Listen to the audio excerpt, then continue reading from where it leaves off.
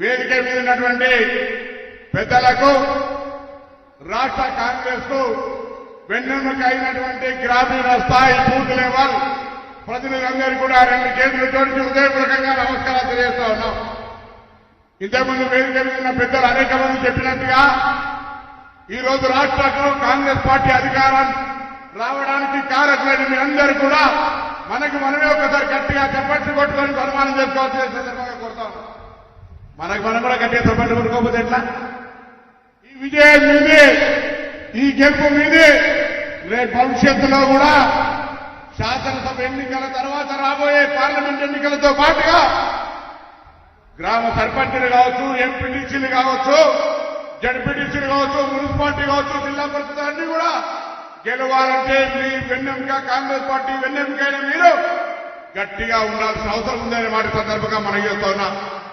ఇవాళ అందరూ చెప్తున్నారు పార్లమెంట్ సీట్లు గెలవాలి, పార్లమెంట్ సీట్లు గెలవాలంటే బూతుల మీరు గెలవాలి. నేను హుస్నాబాద్ లో పోటీ చేసినట్టు చెప్పినా తప్పకుండా హుస్నాబాద్ లో గెలుస్తున్నాం. కానీ నియోజకవర్గాలు ఉన్న 304 బూతుల్లో మనం గెలిచినప్పుడే గెలిపోయి చెప్పే విధంగా నుంచే కార్యక్రమం తీసుకున్నాము.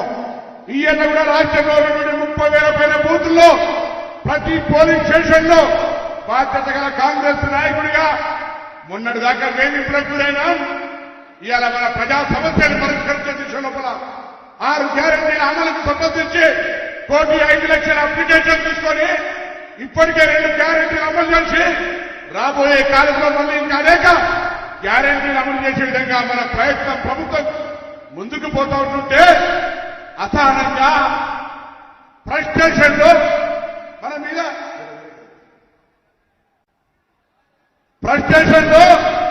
ఇష్టం ఉన్నట్టు మాట్లాడుతూ ఉన్నారు. ఏమనుకోవద్దు. వేదిక ఇక్కడ అక్క చెల్లెలుంటే నేను కరీంనగర్ పార్లమెంట్ నియోజకవర్గంలో నేను ఒక బ్యాక్వర్డ్ క్లాసు, మా ఆదిశీ మాత ఒక బ్యాక్వర్డ్ క్లాసు, కవ్వంపల్లి సత్యనారాయణ మేడిపల్లి సత్య ఒక షెడ్యూల్ క్యాస్ట్. 4 గెలిస్తే తీర్చుకోవాలని కేటీఆర్ గారు మా బట్టలు కూడా తీస్తున్నట. మేమన్నా నువ్వు చూడదనుకుంటే మేము 4 బట్టలు పిలిచి చూపెట్టడానికి రెడీ అని చెప్తాను.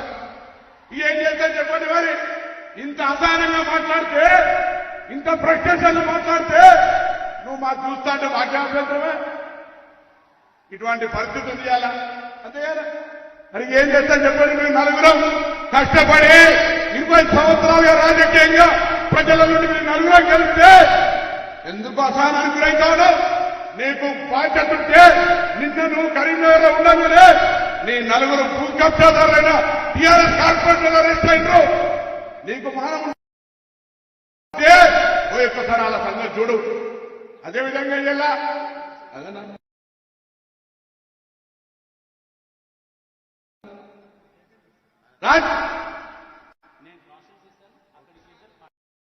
రాష్ట్ర ప్రభుత్వం మీద శాసనసభ వేదికగా శ్వేతపత్రం పెడితే వాళ్ళొక శ్వేతపత్రం చెమట ఓర్చి రాష్ట్రాన్ని నిర్మించినట్ట. ఈ వేదిక డిమాండ్ చేస్తా ఉంది టీఆర్ఎస్ పార్టీని. శ్వేతపత్రం కాదు బిడ్డ, సౌద బంగ్లాలో ఇక్కడ పత్రాలు నిర్మించేది, ఎక్కడెక్కడ ఫామాదులు ఉన్నాయి, ఎక్కడెక్కడ చెప్పమని కోరుతా ఉన్నా. నేను బలైన వర్గాల శాఖ మంత్రిని. ఇలా నాకు అర్థం కాదు. దయ్యాలు ఏదో వల్లించినట్టుగా కవిత గారి శాసనసభకు వచ్చింది.